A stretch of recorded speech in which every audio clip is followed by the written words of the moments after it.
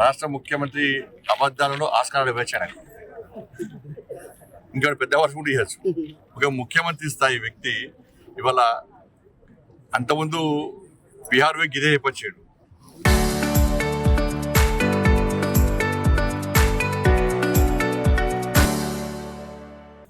ముంబై పోయి గిదే చెప్పచ్చాడు. బీహార్లో అక్కడ మీడియా, మహారాష్ట్రలో అక్కడ మీడియా వాస్తవాలు ఇక్కడికి వచ్చి తెలుసుకొని పోయి ముఖ్యమంత్రి గారు చెప్పేటి అన్ని అబద్ధాలే అని చెప్పి అక్కడ రాష్ట్రం కాబట్టి ఇలా 2 రాష్ట్రాల్లో ఓడిపోవడానికి రాష్ట్ర ముఖ్యమంత్రి కారణం.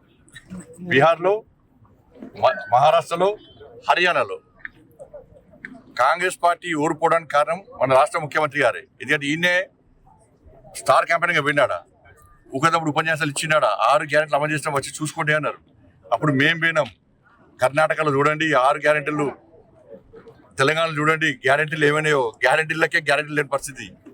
మీరు చూడండి అని చెప్పినాక ప్రజలు వాస్తవాలు గ్రహించే ఇవాళ ఎక్కడ తురుకు పెట్టాలో అక్కడ తురుకు పెట్టారు.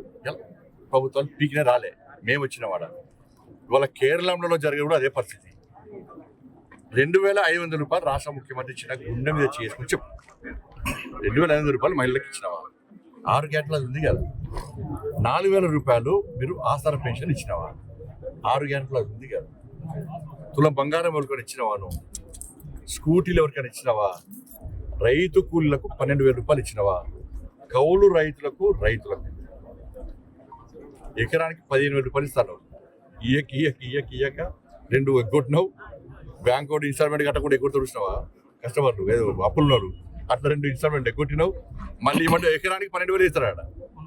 ఎకరానికి ఏం ఇల్లు ఇయ్యడిగా, మళ్ళీ ఇయ్యడిగా, మళ్ళీ ఊరిచ్చి బిస్కెట్ వేసుకుంటే వేస్తూనే ఉంటాడు. ఇక రైతులు ఎవరు, రైతు పోయి రాష్ట్ర ముఖ్యమంత్రి రైతులను కలిసి తెలుస్తుంది. దాన్ని నిరుద్యోగ వృద్ధి ఇస్తానవా? ఇవ్వలేదు. విద్యార్థి భరోసా కార్డు ఇస్తానవా? ఇవ్వలేదు. ఇక ఫీజులు ఏమని ఇస్తారు? ఇక పదవి విరమణ పొందిన ఉద్యోగస్తులకు వాళ్ళు పైసలు ఇస్తలేవు. ఇది దౌర్భాగ్యమైన పరిస్థితులు. డిఏలు లేవు, ఆరోగ్యశ్రీ పైసలు లేవు. ఇంత దారుణమైన పరిస్థితి ఉంటే ఏం లేకుండా నిస్సిగ్గుగా కేరళ పోయి 6 గ్యారెంటీలు అమలు చేసి చూసుకున్నట్టు నేను కేరళ మీడియాకి విజ్ఞప్తి చేస్తున్నాను. కేరళ నుంచి మీడియా రావాలే, వీడికి వచ్చి ముఖ్యమంత్రి గారు రమ్మని చెప్పండి.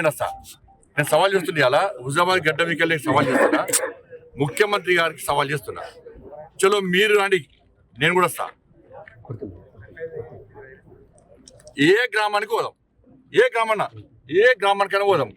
2,500 రూపాయలు మాకు ఇస్తున్నా అని చెప్పి ఒక్క మహిళతో చెప్పిస్తే చలో నేను రాజీనామా చేస్తాను. నువ్వు రాజీనామా చేస్తావా? 4,000 రూపాయలు ఆసరా పెన్షన్ ఇస్తున్నామని చెప్పి నువ్వు ఒప్పిస్తే నేను రాజీనామా చేస్తాను.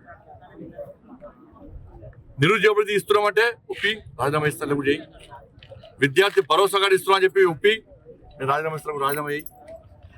రైతులకు నువ్వు ఇస్తానా 15,000 రూపాయలు రైతు భరోసా ఇస్తున్నట్టు ప్రూవ్ చేయి. 12,000 ఎందుకు ఇచ్చినావు? మరి 3,000 మరి అవి 5 ఎకరాలకు ఎందుకు ఇస్తున్నావు? ఎకరానికి ఎందుకు ఇస్తున్నావు?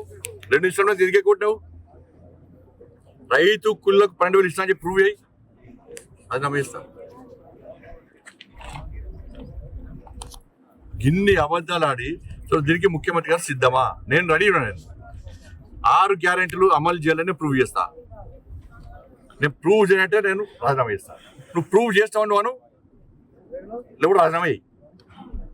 నువ్వు ప్రూవ్ చేస్తే నేను రాజీనామా చేస్తా, నేను ప్రూవ్ చేస్తే నువ్వు రాజీనామా చేయి. దీనికి సిద్ధమా రాష్ట్ర ముఖ్యమంత్రి గారు? ఇది ఎవరి ముందు జరగాలి? కేరళ నుంచి మీడియా నువ్వు రప్పిస్తావా, నేను రప్పియానా? కేరళ నుంచి మీడియాను నువ్వు రప్పిస్తావా, నేను రప్పియానా? దానికి సిద్ధమా నువ్వు చెప్పు.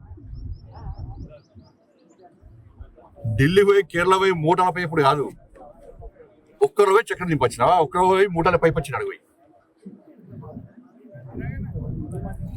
ఈడ పైసలు రైతులకు రైతు భరోసా వేయడానికి 5 ఎకరానికి అయినా పనిచేయదు, 1 ఎకరానికి ఇస్తావు.